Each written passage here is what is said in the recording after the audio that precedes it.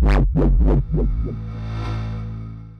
we're back. I feel like that's something we should say, after like a summer vacation type of thing, a summer break, right? Yeah, I think the 2 weeks we took off from this was probably the longest break we've taken since we started this podcast. Something like that, yeah. It's Get Geekish. I'm Derek. We got Bino over there, and welcome. We're gonna talk at you for a little bit about some weird stuff. Well, talk at you or ramble? I mean, it's a little both, a little A, a little both. B. We're talking about food though in restaurants. That's a good sign. Yeah, this topic was actually submitted from a listener, believe it or not. So we have those.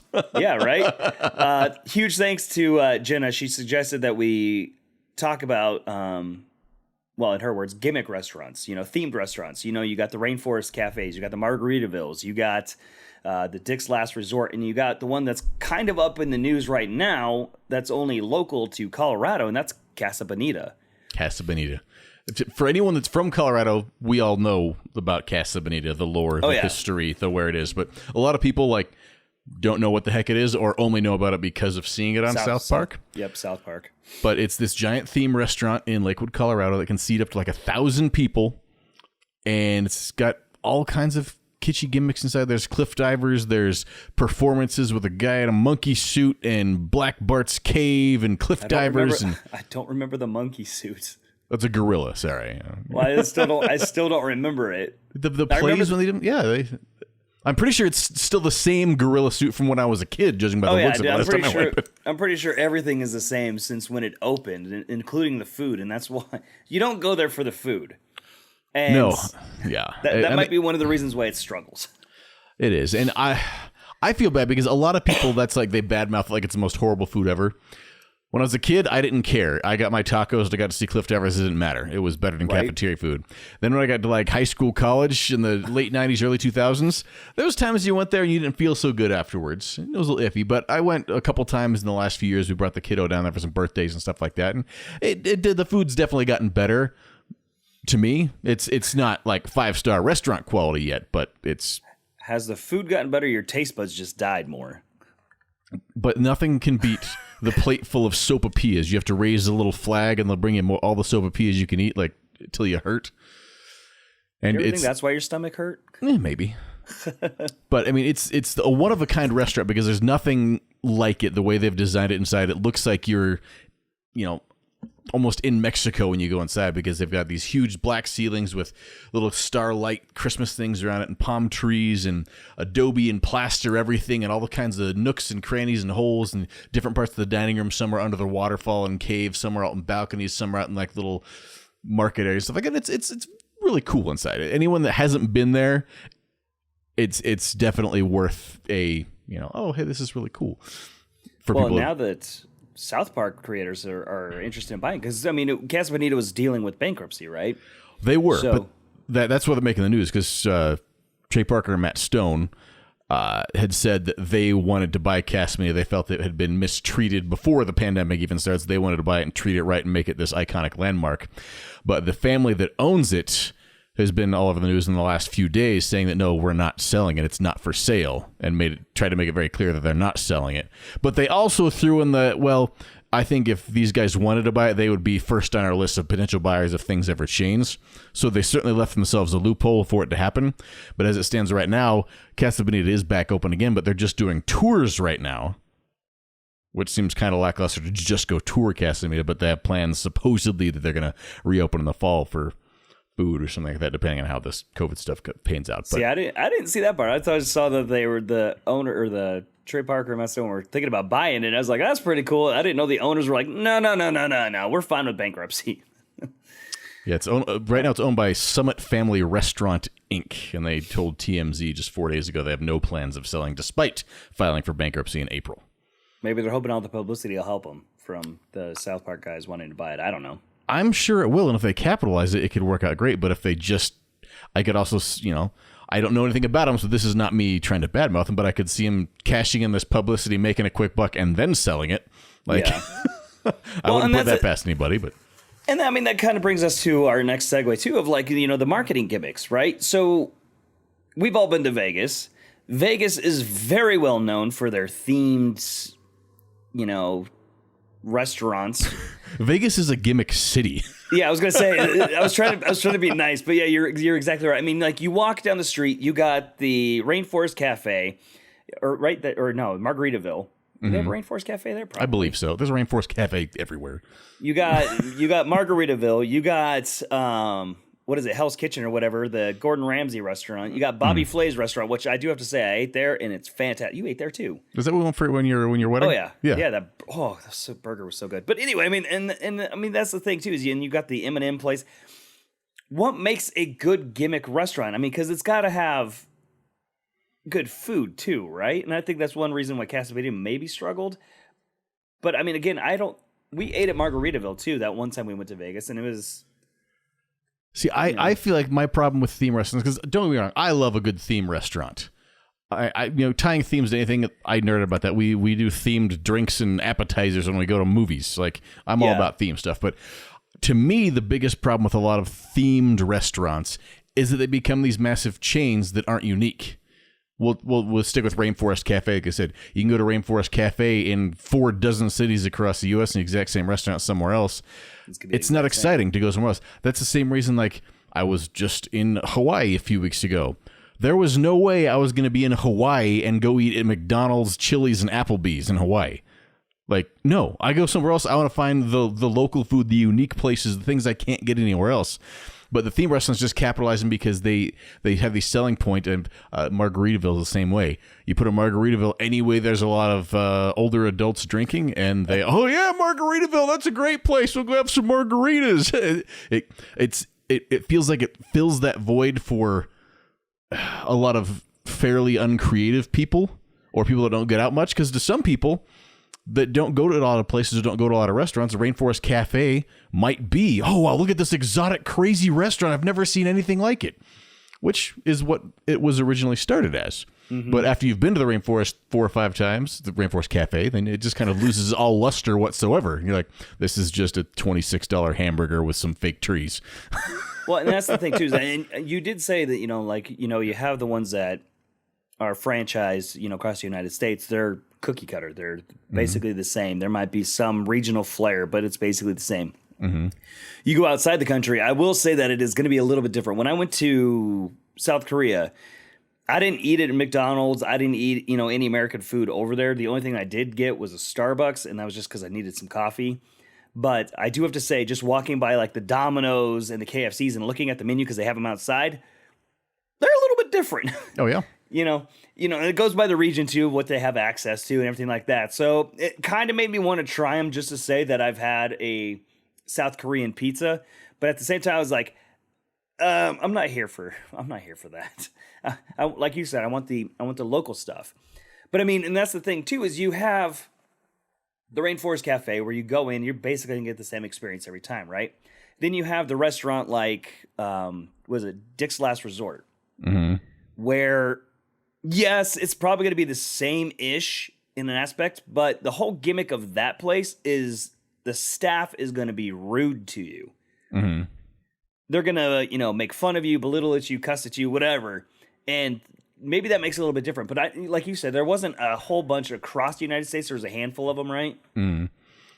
So I feel like ones like that, like this is tough to say that I'm saying Dick's Last Resort is doing something right per se. Right. Whether you like what they do or not, they went all in with the gimmick, so it is its own experience. It's not just a burger restaurant that has some stuff on the wall. There was one I was reading about that was like a ninja pizzeria in New York that got a bad rap that was open because it was nothing but a crappy pizzeria with some fake ninja stars put on the wall, and all the food had some very stereotypically somewhat offensive names to all the food that tied to old ninja movies. Like that. That's not a theme restaurant. That's just it makes me sick. Well, but go ahead. We went to Dick's together, right? Yeah. And it was an experience where you're like, we're used to, you've gotten bad rap, you've gotten a bad service somewhere, but having them like belittle you and everything like that, and you could actually chime back in, what kind of made it fun. If you're a timid person, you're an introvert, maybe not the place for you. Mm-hmm. Well, because I think we were sitting by a table and that had one of them, and the waiter just ripped into them, and you could tell that they weren't really enjoying themselves. So, yeah, it's tough to say, and it's almost like I feel like I'm a sucker for some of the old 50s diners too. Like around here, there was a Gunther Tooties, and there was a Back to the 50s, and I mean, there's tons of ones across the country, all the different names. That just back to the little 50s malt shop type of thing. And it was fun because the decor, the music, the food was all reminiscent of old 50s and 60s rock and roll times. And a lot of the staff would show up like that. And I mean, you just imagine some lady in an apron and a teal dress with some horn-rimmed glasses and bright red lipstick sitting down smacking her gum. You swear her name is going to be Flo, and she's kind of got that flippant attitude to it. You're like, this is awesome. Like, I don't feel like you're actually being rude, but I really like the fact that this is cool. Right? And I get that too, because I mean, Gunther Tooties, when the first time I went in there, I was like, this is pretty cool. And it's one of those ones that kept bringing me back because the food wasn't great, but it wasn't bad. It was diner food. You went in expecting that, and it was just fun, especially if you went with your parents who, grew up in that era, just to see like the childlike wonder on their faces again, when that one song came on and it cued a memory, and you're just like, all right, I'm down with this. I mean, same thing when you and we go to the little shop right there in Fort Collins, Colorado, called Totally 80s Pizza. Mm-hmm. Their new location's opening soon. I can't wait. That is a themed restaurant that works because I don't know how they do it, and we've had this conversation before, but that pizza tastes like it's from the 80s, and not in a bad way. Yeah, it tastes like childhood. It sparks so many memories. You take a bite of that, and you're like, whoa. It's not going to make Gordon Ramsay's list of the gourmet pizzas in the world, but it's literally a pizzeria pizza made how you want it, and you sit down there in front of a plaque with Mr. T cereal and Optimus Prime in it, while there's some Oingo Boingo playing on a music video on the TV across the way, and you just the nostalgic feel just takes hold. and I think that they did it right too, because they didn't try to overdo it by opening up to a space too big for them. They have enough memorabilia in there that he can put up on the walls, and I'm pretty sure he has some that he can cycle out too. Oh, well, the new location moving into a slightly bigger space, and they're going to have a museum / pizzeria with an arcade in it. And that works. Had he started out like that right away, it might have been a little bit more of a struggle. But I think that since he kind of built up to that, he built up that following. That's a gimmick. If you're ever in Fort Collins, Colorado, I'm being serious. Like, you got to check it out because just for the nostalgia factor. But like, if you grew up in the 80s and the 90s, you're gonna love it. Like, you just walk in and you're like, oh, whoa, But and I think that's one thing that works. On the opposite side, you have the Chuck E. Cheese's, which they're failing left and right. Right, and it's because, again, it's the same recipe that's just been cookie cuttered everywhere. It used to have... I'm fairly certain the pizzas actually were cookie cuttered. God, they probably were, out of cardboard. I mean, because the pizza was never good there, and you didn't go there for that, right? You went there for the arcade and everything like that, but even still, they kind of lost that appeal because it used to be, you go in there and have this experience, and now it's just, you have an employee that's like, doesn't care, and I can't blame them because they have to go run around and clean up after kids. When they first came out, they were magical. They were, as we referred to earlier, an experience. Mm-hmm. But then after the early 90s, if you were a kid, you went to a Chuck E. Cheese or a Showbiz Pizza birthday party like every 2 months, most of your elementary school life. Especially if you had a birthday in the wintertime. And by the end of it, you didn't want to go there anymore. Your parents sure as heck didn't want to go there anymore. You never went there unless it was a birthday party. No one's ever like, hey, let's just go to Chuck E. Cheese and grab a few slices after work. Like, it's no, whose birthday is it? Crap. Okay, let's do this. Right. And I think that's kind of, I get it because that was their thing. But when it becomes a niche like that, like you said, it's the we have to go there type of thing. Mm-hmm. And it's great for the kids because, they don't understand. But even, I guess, as a kid, you go there enough times, like you said, oh, I just went there 2 weeks ago for Frank's birthday, now I have to go for Adam's birthday. It kind of wears old. Mm-hmm. And I think that's where some of these themed restaurants need to do. If they're gonna franchise, they need to have something that brings the people back more and more and more. Mm-hmm. I have another theme when I thought of that gets both sides of this. It does part of it well and part of it not well at all. How about Hooters? Yeah. They have their theme, and they get people coming back because of their theme, but don't think they're making many new fans, and the food was not terribly amazing. No. Like I did like their chicken sandwich, so I'll give them that. They had a big meaty chicken sandwich. It was great. But once you get past the theme, and once even you get the teenage boy hormones. Oh, we're going to Hooters. We're going to Hooters. If you've gone to Hooters 3 or 4 times, there's nothing special about going to Hooters at all. Right. Well, that's the thing. I remember the first time I went to Hooters. It was in Albuquerque, New Mexico. The girl I was dating at the time, her friend, he was like, "Yeah, let's all go to Hooters," and I was like, "Really? I've never been there." They're like, "Yeah, the food's good." I was like, "I didn't think you went to Hooters for the food," and they're like, "Ah, no, it's fine." I got wings, and I was like, "These are garbage." And then at that point, he's like, "Yeah, you don't go to Hooters for the food." I was like, "But I'm hungry." And then they had the knockoff of that, the Tilted Kilt, which is basically Hooters, except for in something between Catholic schoolgirl and Scottish kilt outfits mixed together with the same premise behind it. Yeah, think William Wallace, but more feminine. I mean, it's just, we went there and it was, and I think they did a little bit right. Like the food wasn't bad, because didn't a record rep take us there? Mm-hmm. The food wasn't bad. The staff was super friendly. But, again, it's the whole, like, they're going for a tip and everything like that. But the experience inside was one of those, like... It was a restaurant. Yeah. There was some tartans on the wall. There was nothing special about it. Right. If you went in there and they, yelled at you in Scottish, like, "Hey, what are you doing here?" That type of thing. You're like, "All right, I'm down for this." How was that Scottish accent again? Yeah, don't worry about it. I'm not going to do it again. So I did find this list from timeout.com of some of the best themed restaurants in the country, they say. Okay. There's one in College Station, Texas called Harvey Washbangers. And it's a state-of-the-art laundromat, burger joint, and craft beer bar. So you can go use one of their 80-inch washing machines and then grab a seat while your laundry is getting done and have a burger and a craft beer. I don't know if that's the theme that I would want to get behind. Like, I suppose if I was in college and had to get my laundry done, I'd be all about it, but... Well, here's the thing. College Station isn't too far from here, so maybe that's from where I am. Maybe that's a road trip I'm gonna have to take just to check that out. Because you should do that. My brain, I can understand it, but at the same time, I don't. Next on their list is the Heart Attack Grill in Las Vegas. Oh yeah, we've walked by that. Yeah, haven't been in there, but it's all the waiters and waitresses dress up in nurses, and then the kitchen serves up the most unhealthy food you can imagine, like quad stack burgers with nothing but cheese, meat, and bacon, no vegetables, no breads, just everything super, super fatty protein. I think that's why we never went in.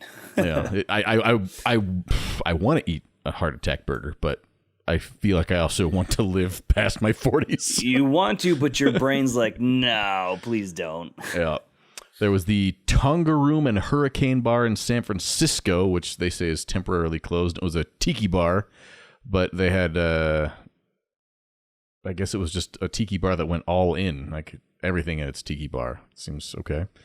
Los Angeles has Clifton's Republic, multi-level den with a forest theme, so it's somewhere between Lord of the Rings meets 70s porn dungeon from the pictures. Multiple cities have aquarium restaurants. I've been to the aquarium restaurant at the Denver Aquarium. Yeah. And it is the same thing. It's cool to see a mermaid or scuba diver show next to you underwater while you're eating.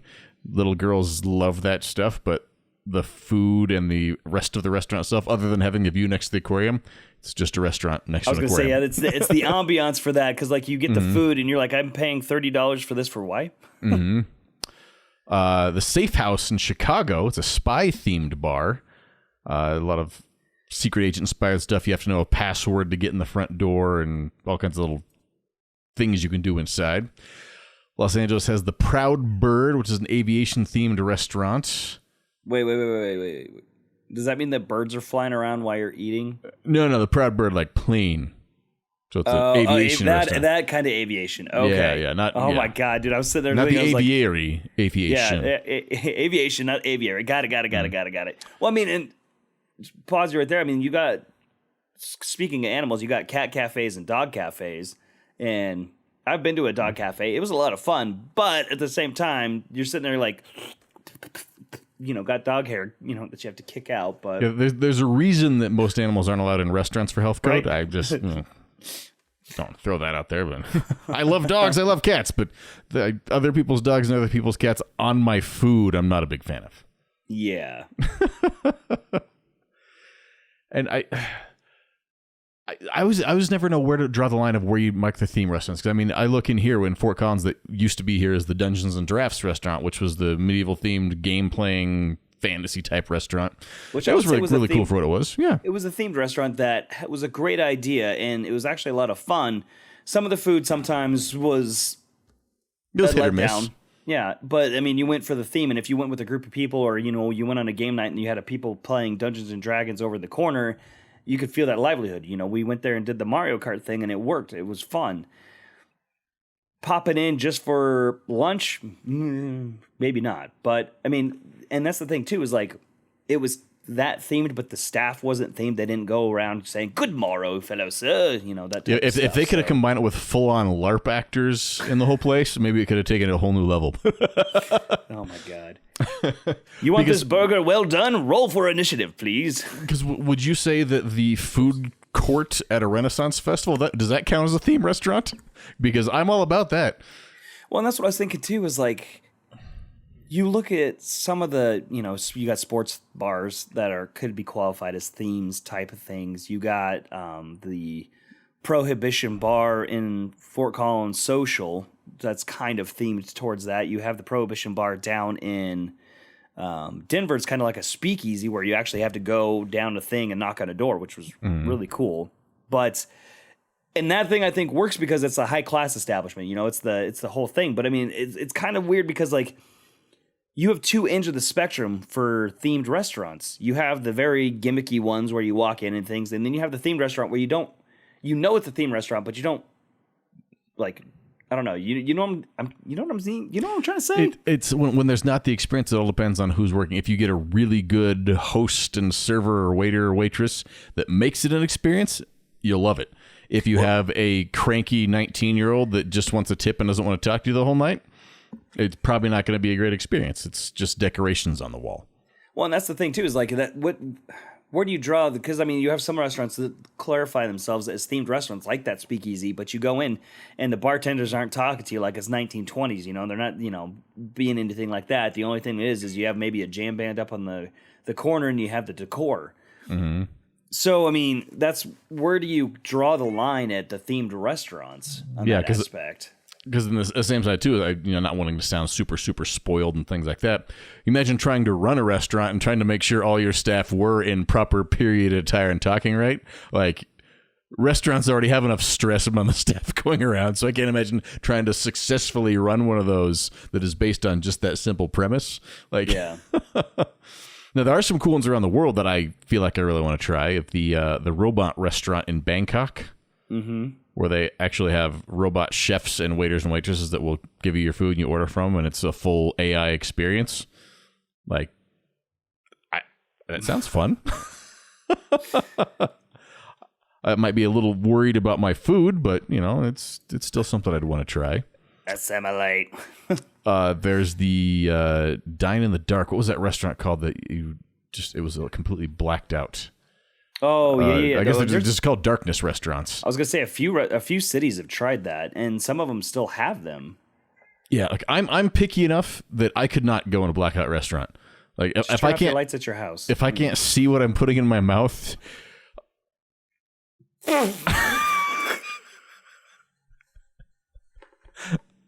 got the Pokemon restaurant in Japan. You got the Naruto ramen restaurant in Japan as well. Those seem pretty cool. I mean, Japan has a lot of themed restaurants that I think would warrant like a comeback, right? And there was a James Cameron themed one at one point, right? Where it's like alien themed, and you have the Harry Potter ones at Harry Potter World.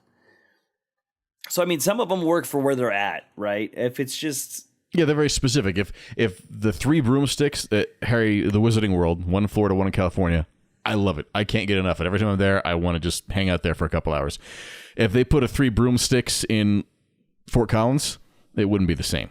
Right. Well, that's the thing with like the Star Wars Cantina. You know, you got Mos Eisley at Star Wars Land, and it's like you throw that up, it'd be cool for a little bit, and then you're like, eh. Yeah, if they were everywhere, there's nothing special. But so maybe that's what it boils down to. We start off that it's the experience, but it's more or less the one of a kindness to it. I think it's the experience that draws you in and that keeps you wanting more. And some like Dungeons and Dragons, yeah, it was a themed restaurant, but it wasn't. You didn't really go there for the experience. You went there to see what kind of cool themed drinks they had, what kind of themed, and they did themed nights. I think that's what worked. You didn't ever just go because you're like, oh yeah, let's go check out the decor type of thing, because it wasn't that type of themed. So with like the themed restaurants with like, the Three Broomsticks and everything like that, or even the pop-up shops. We just had one recently here in Austin of Moobies from Clerks. Mm-hmm. We had that in Denver just a few months back. Yeah, and they pop-up themed restaurants like that, great. But the problem is when they're pop-ups like that, it is a pain in the A to get through. You had all the Wendy's that did the Rick and Morty theme that pop up, like especially during a pandemic when you have to drive your car. It's like, I'm just don't have to work for it, right? But I mean, that's where I think some of the themed restaurants work. Like if you don't overdo it and you make it an experience for people to come back. In tourist cities like Vegas, it's going to work no matter what. Yeah, you just have something unique and different. I think about it like we were talking about the decor and decorations and things like that. If you make it authentic, you might find a following for it. I remember back in the 80s or 90s when Bennigan's and Applebee's first started opening up and going around. It was out of this world. Bennigan's came in. The walls were covered with things from license plates and random pieces of artwork and things like, and each one was different. Everyone had all kinds of, because it was like a roadside attraction, threw up inside the restaurant. It looked amazing. And it was like nothing else. But then every restaurant's starting to do it now. I was going to say Red Robin is exactly that right now. You walk in, you go to Red Robin or Applebee's now, but it's not even authentic stuff. It looks like the craft aisle Hobby Lobby. They're not real things. They're just things that were made to look like the nostalgic things. Right. And I feel like that takes away a lot of the magic too, because they have to do that because we now have to decorate 24,000 restaurants with these, so we got to order some stuff. It's not the unique find like, we've got a legitimate, like I think the Bennigan's in Longmont years ago, they had legit like 4 or 6 of the seats that were torn out of Mile High Stadium when they tore it down, that they had just mounted. You couldn't sit in them, but they were just mounted in the restaurant, and that was like a piece of Colorado culture that was in the restaurant that was super unique. It wasn't wicker furniture from Pier 1. It was actual seats from an old stadium in town. Like, well, I think that circles back to what we said at the very beginning. We'll wrap it up with this, is the marketing aspect too. Is I think at a point, these restaurants started going to safety. They started wanting everything like, we want somebody from New York who travels across the states, goes to, this restaurant here that we have in New York, but they're going to go to it in Washington. It's going to feel the same exact. So they want a piece of home. They want to feel safe.